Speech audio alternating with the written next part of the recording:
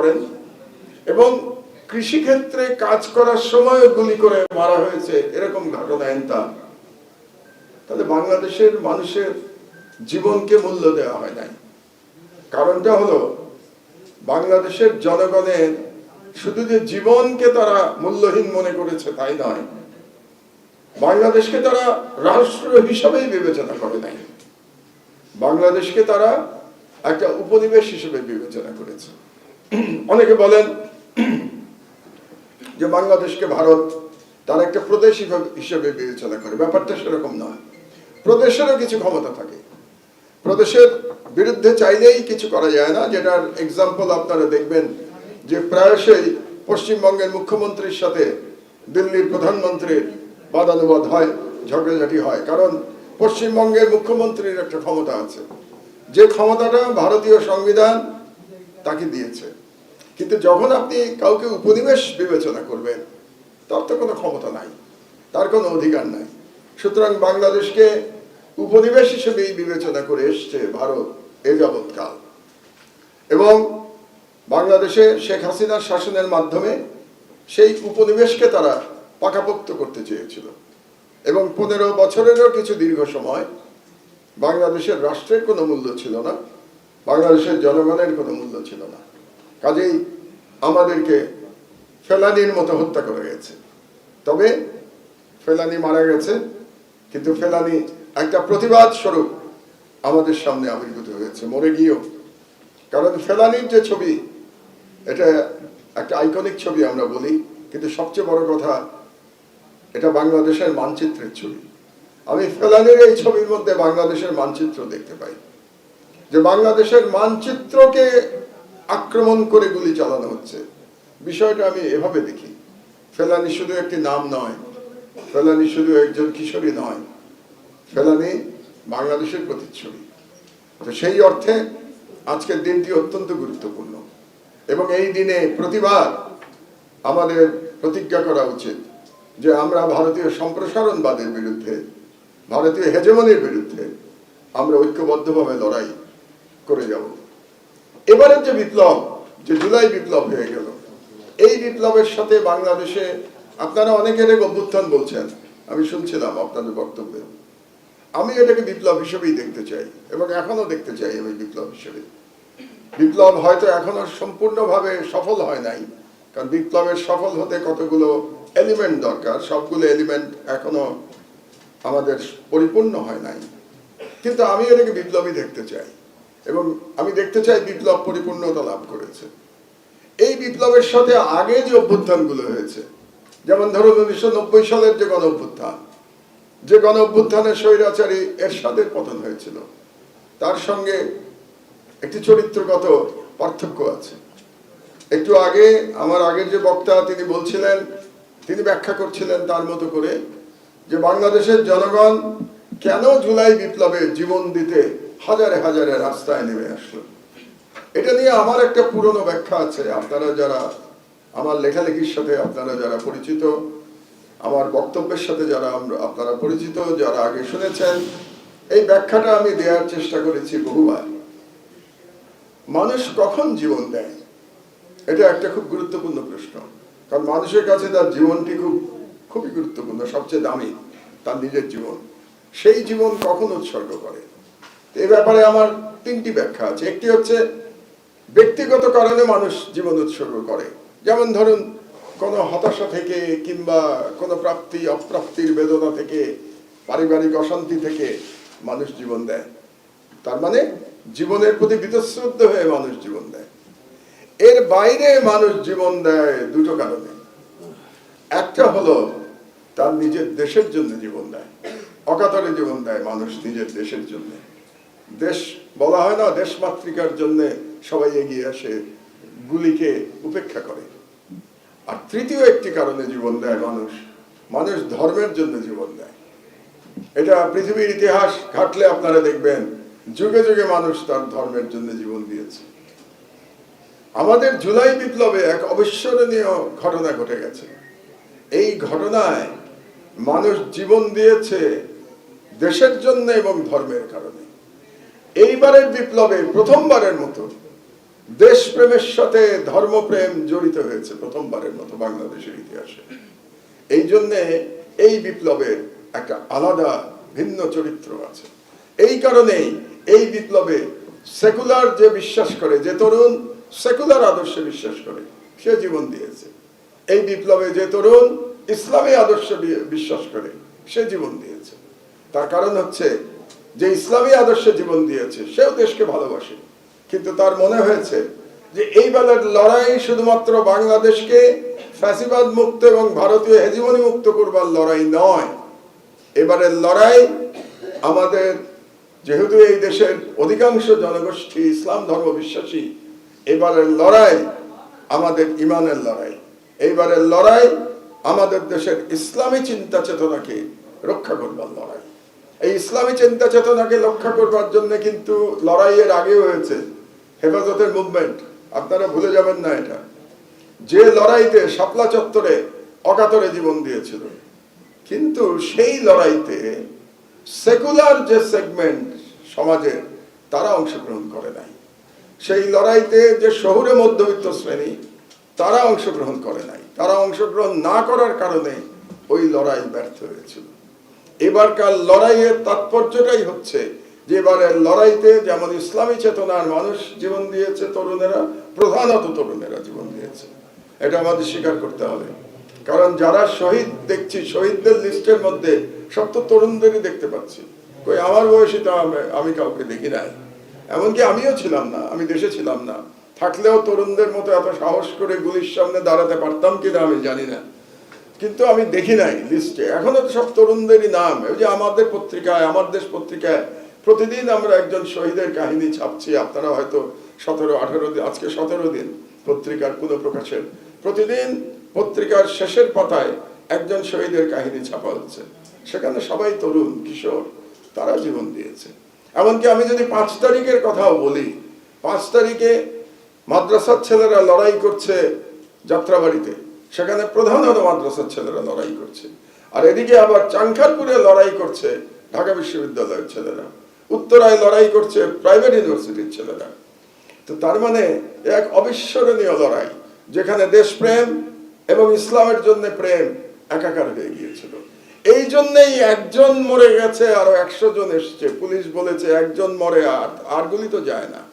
কারণ এই যে মুহূর্তে আপনার মনে রাষ্ট্র বাঁচানোর ইচ্ছা এবং স্বাধীনতার যে স্পৃহা, মানুষের ফ্রিডম, এটার স্পৃহা এবং আপনার ধর্ম বাঁচানোর স্পৃহা এক হয়ে গিয়েছে, আপনি এক কি বলবো, যে মানে একেবারে আপনাকে আর পরাজিত করা যায় না, অপরাজয় শক্তিতে পরিণত হয়েছে। এই জন্যেই ফ্যাসিবাদী শক্তির হাজারো বুলেট আপনাকে পরাজিত করতে পারে নাই, কারণ আপনি তখন অপরাজয় শক্তিতে পরিণত হয়েছেন। আমাদের এই অপরাজয় শক্তিটা ধরে রাখতে হবে, ধরে রাখতে হবে। কারণ হচ্ছে যে শক্তি, যে ভারতীয় হেজেমনি আমাদের উপরে প্রভাব বিস্তার করেছিল, বা আমাদেরকে দখল করে রেখেছিল, বা আমাদেরকে উপনিবেশ বানিয়ে রেখেছিল, তাদের ইচ্ছার কিন্তু কোনো পরিবর্তন হয় নাই। একটু আগে আপনারা শুনলেন রাহুল গান্ধীর কথা। এতে আশ্চর্য হওয়ার কিছু নাই। আবারও আপনারা বয়সে তরুণ, হয়তো মনে নাই, ভুলে গেছেন, শেখ হাসিনাকে যে প্রথমবার বিনা ভোটের নির্বাচনে যে ক্ষমতায় বসিয়েছিল বেআইনি ভাবে, কারা বসিয়েছিল? কংগ্রেস সরকার। কারা এসেছিল তখন? সুজাতা সিং। সুজাতা সিং কে ছিল? তৎকালীন মনমোহন সিং এর ফরেন সেক্রেটারি ছিল সুজাতা সিং। এবং সুজাতা সিং বাংলাদেশে এসে বাধ্য করেছিল এরশাদকে নির্বাচনে অংশগ্রহণ করবার জন্য, রীতিমতো হুমকি দিয়েছিল। হুমকি দিয়ে একদলীয় নির্বাচনের ব্যবস্থা করেছিল কংগ্রেস সরকার। কাজেই বাংলাদেশ প্রশ্নে কিংবা দক্ষিণ এশিয়াতে হেজেমনি প্রতিষ্ঠার প্রশ্নে কংগ্রেস এবং বিজেপির মধ্যে কোনো পার্থক্য নাই। এই বিষয়টি আমাদের মনে রাখতে হবে। কাজেই আপনারা এরকম কোনো ভুল ধারণায় ভুগবেন না যে ভারতে কোনো তথাকথিত সেকুলার, আমি সফট হিন্দু বলি, তথাকথিত সেকুলার কোনো শক্তি ইন্ডিয়াতে নাই। Soft Hindutva and hard Hindutva, এই হচ্ছে পার্থক্য। কংগ্রেস হচ্ছে একটা সফট হিন্দুত্ব দল, আর BJP is a hard Hindutva দল। তাদের মধ্যে ফরেন পলিসি নিয়ে কোনো পার্থক্য নাই। সুতরাং ফরেন পলিসির ব্যাপারে তারা এক থাকবে। কাজে আমাদের লড়াই অব্যাহত রাখতে হবে, এবং সেই লড়াই অব্যাহত রাখতে হলে আপনারা যে ইস্পাত কঠিন দৃঢ়তা দেখিয়েছিলেন, যে ঐক্য দেখিয়েছিলেন 5 তারিখে ওই জুলাই বিপ্লবে, সেই ঐক্য আমাদের যে কোনো মূল্যে ধরে রাখতে হবে। এই ঐক্যে কিন্তু বিভাজন আসবে, এই বিভাজনকে আমাদের পরাজিত করতে হবে, এবং পরাজিত করতে পারবেন আবারও সেই দেশপ্রেম এবং আমার ধর্মের জন্য যে ভালোবাসা, এই দুটোকে ধারণ করে আমরা এটাকে পরাজিত করতে পারবো ইনশাআল্লাহ। এবং আপনারা যদি ঠিক থাকেন, যে দেশের তরুণ সমাজ ঠিক থাকে, সেই দেশকে কেউ পরাজিত করতে পারে না। আপনারা এটা মনে রাখবেন, মনে জোর রাখবেন এটা।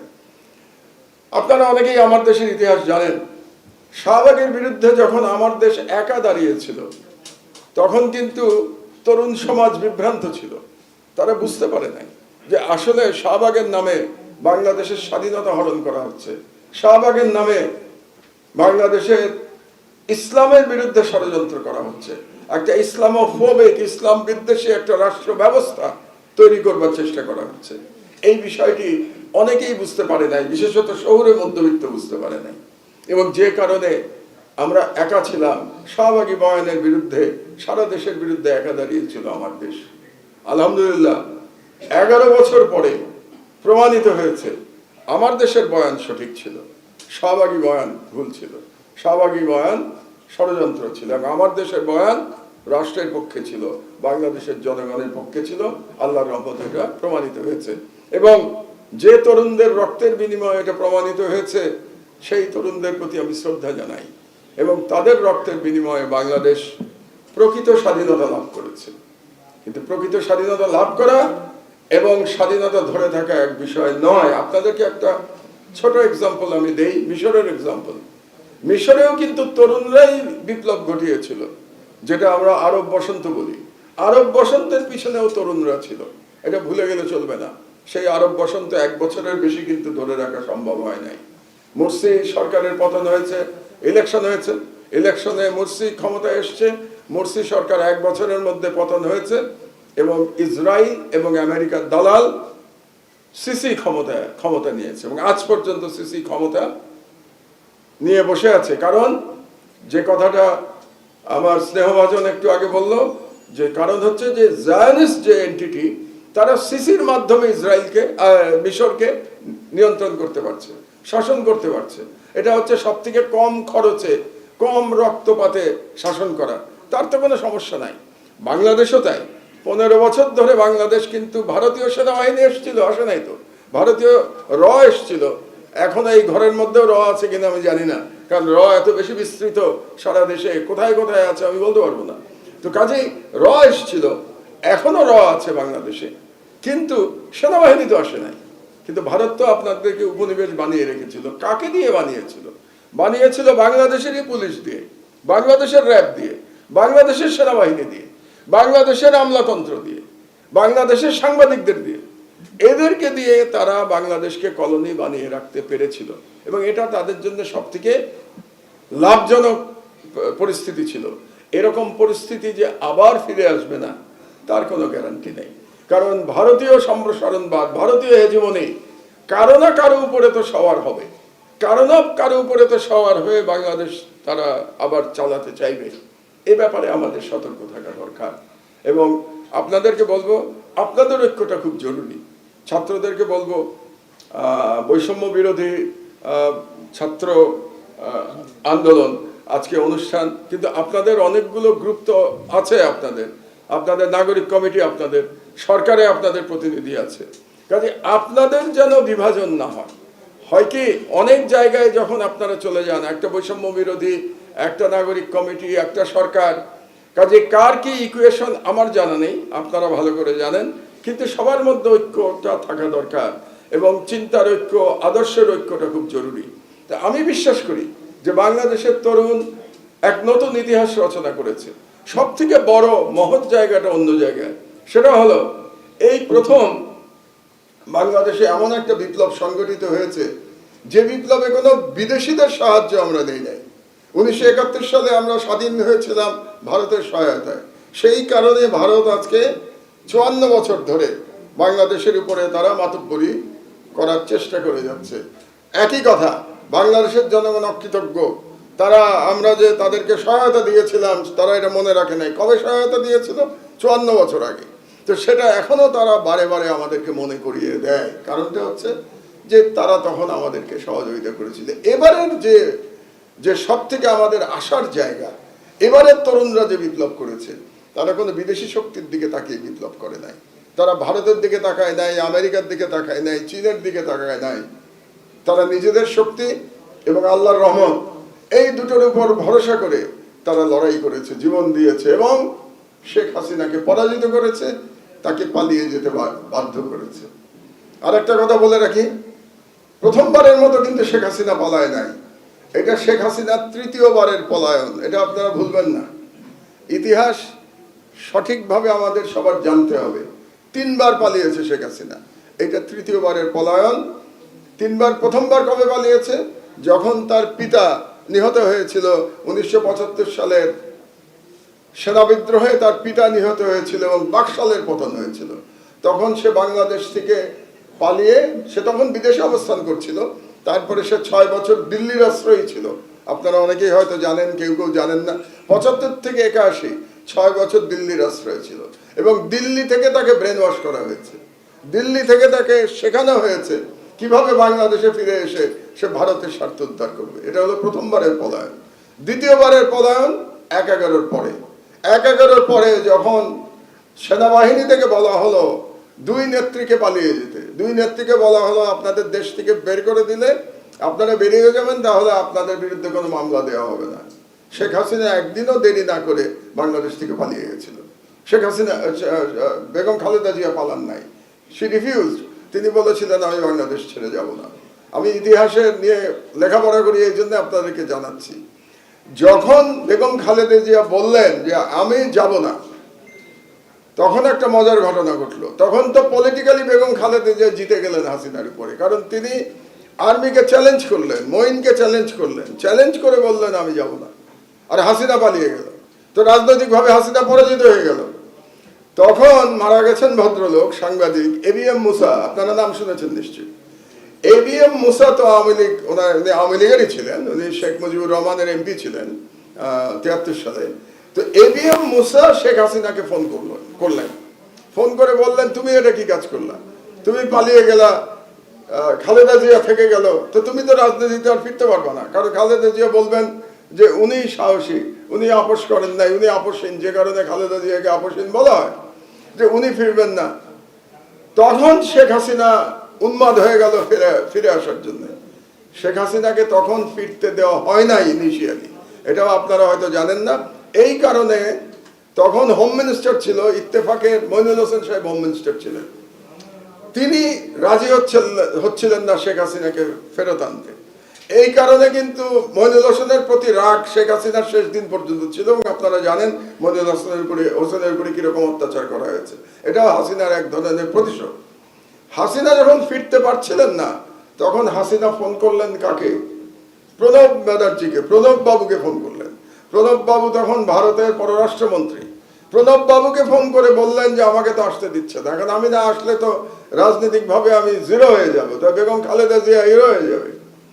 তখন প্রণব মুখার্জি ফোন করলেন মঈনকে এবং মঈনকে বাধ্য করলেন যাতে শেখ হাসিনাকে ফিরে আসতে পারে।